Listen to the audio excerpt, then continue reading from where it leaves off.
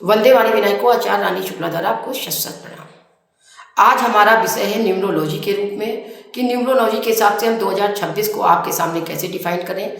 जिनको अपनी कुंडली या समय या नक्षत्र नहीं याद है वो अंक ज्योतिष द्वारा कैसे अपनी कुंडली पे काम करें और उन्हें निश्चित लाभ हो। जैसा कि हमने बताया 2, 2 और 6 अगर इसका कैलकुलेशन करते हैं तो आता है 10। अर्थात अगर इसको सिंगल डिजिट में ले जाते हैं 1, राजा का साल, पिता का साल, अर्थात एक नंबर जो कि सूर्य का साल है। इस ये एक नंबर सूर्य का साल है। इस साल जो एक नंबर और जिनका लग्न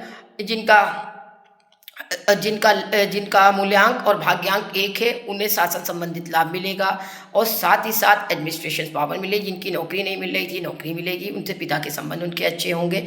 साथ ही साथ वो शासन सत्ता का लाभ उठा पाएंगे। शासन में जो बहुत सी रुकावटें आ रही थी वो सब रुकावटें शांत होंगी। और अब आते हैं नंबर 2 अर्थात चंद्रमा का अंक।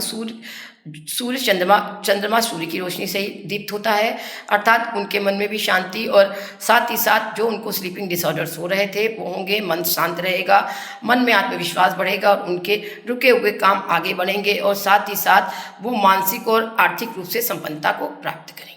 अब आते हैं 3 अर्थात बृहस्पति का अंक। सूर्य बृहस्पति के साथ एक अच्छे ट्यूनिंग में रहते हैं, अर्थात जो पिछले साल उन्होंने 2025 जो मंगल का साल था उसमें जो उन्होंने लर्निंग की उससे वो अर्निंग प्राप्त करेंगे। और साथ ही साथ अगर वो ओम ब्रह्म बृहस्पति नमा का जप करें और साथ ही ये उनके लिए यह साल धन संबंधित होगा, लेकिन लीवर और पेट संबंधित समस्याओं से वो अपने को अगर कुछ भी अनसेफ्टी देख रहे हो तो जरूर उस चीज़ पे नज़रअंदाज न करें और उच्च चिकित्सक का परामर्श लें। अब आते हैं 4 सूर्य और राहु में। सूर्य 4 नंबर राहु का है। सूर्य उसकी प्रबल शत्रुता मानी गई है, अर्थात राहु उतार चढ़ाव का अंक है। साथ ही साथ लेकिन अगर सूर्य क्योंकि हर राशि में गोचर करते हुए जाते हैं, साथ ही 4 है, इनके लिए कुछ स्ट्रगलिंग हो सकता है। इन्हें कोई भी अगर परामर्श लें तो अपने पिता से पूछ के लें और साथ ही साथ हर परामर्श में अगर आप सभी के लिए एक ये भी है कि अगर आप सभी लोग 9 वर्ष को अगर अयोध्या जाते हैं, क्योंकि सूर्यवंशी राजा राम हैं, अगर करते हैं तो आप सबके लिए यह साल नूतन और मंगल और कल्याणकारी अवश्य रहेगा।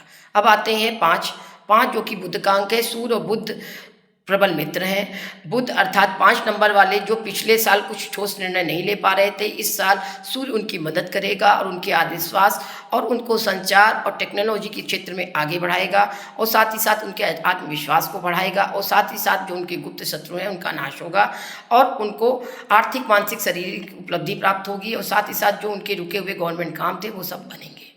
अब आते हैं मूल्यांक 6 पे।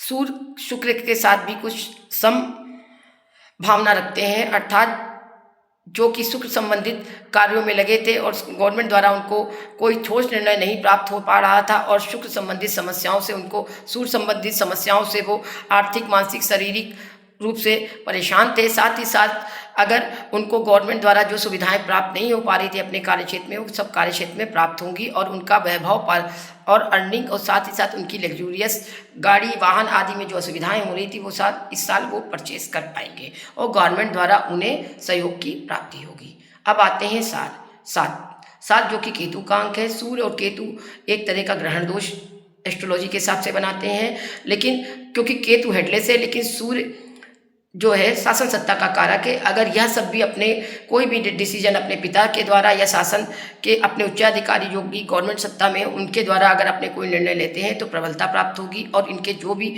कोई भी निर्णय लें तो बहुत सोच समझ के लें। साथ ही साथ ओम केम केतुआय नमः का जप करें और स्ट्रीट डॉग्स को अगर आप बिस्किट्स और खाने की चीज़ें प्रोवाइड करते हैं तो निश्चित ही आपका यह साल नूतन और कल्याणकारी होगा। अब आते हैं नंबर 8 पे, जो कि सूर्य के प्रबल शत्रु शनि हैं। ये साल इनके लिए बड़ा स्ट्रगलिंग होगा, क्योंकि सूर्य ही शनि के घर मकर संक्रांति को 14 से 15 जनवरी को जाते हैं, जबकि शनि हर दम 30 वर्ष बाद सूर्य के घर सिंह में प्रवेश करते हैं। अर्थात सूर्य शनि के नाजायज बेटे अर्थात नौकरानी द्वारा उत्पन्न पुत्र थे, जिससे इन लोगों में आपस में कटुता बनी रही, जो कटुता इनके ग्रहों और नक्षत्रों और ज्योतिष में और न्यूमरोलॉजी में भी देखने को मिलती है। अर्थात उनको काफ़ी विशेष सहयोग नहीं मिल पाता, लेकिन वह ओम शनिश्चराय नमः का जप करें, साथ ही साथ गरीबों की मदद करें और समोसे और चाय आदि का वितरण करें, और साथ ही साथ सूर्य के साथ अर्थात और साथ ही कोई चीज़ों में ज़्यादा उद्वेग या लेजीनेस ना रखें, तो उनका भी यह साल बेहतर हो सकता है। अब आते हैं 9 नंबर। सूर्य और मंगल एक प्रबल मित्र है, अर्थात 9 नंबर सूर्य है राजा और मंगल है सेनापति। अगर ये दोनों आपस में बॉन्डिंग करके चलें और साथ ही साथ उग्रता ना करके आत्मविश्वास और शासन द्वारा इनको बहुत लाभ मिलेगा। साथ ही साथ यह नई फील्ड में जो कि अग्नि तत्व संबंधित कार्यों में फायर्स भट्टे आदि में जुड़े, उनके लिए यह साल बहुत बेहतर होगा। और साथ ही साथ जो भूमि संबंधित क्षेत्रों से जुड़े उनके लिए अभी साल बहुत अच्छा होगा। कुल मिला के अगर देखा जाए तो न्यूमरोलॉजी के हिसाब से 9 अंकों में अगर हम 9 अंकों में सूर्य को जल दें और साथ ही साथ भगवान राम के 9 वर्ष के दिन या जनवरी के पहले सप्ताह में दर्शन करते हैं तो हमें आश्चर्यजनक लाभ होंगे। वंदे वाणी विनायक। उम्मीद है यह छोटा सा वीडियो जो न्यूमरोलॉजी के हिसाब से मैंने आपको बताया, जिससे अंकों द्वारा आप अपने ग्रहों को पकड़ पाएँ और अपनी सुविधा के अनुसार उन अपने ग्रहों को ठीक कर पाएँ, जिससे कि 2026 आपके लिए कल्याणकारी और 9 वर्ष के रूप में आपके लिए एक पथ प्रदर्शक हो। तो यह छोटा सा वीडियो बनाया है। प्लीज़ अगर आपको ये न्यूमरोलॉजी पे हमारा यह वीडियो अच्छा लगा हो तो लाइक, सब्सक्राइब, शेयर अवश्य करें। वंदे वाणी विनायक। आपको सब्सक्राइब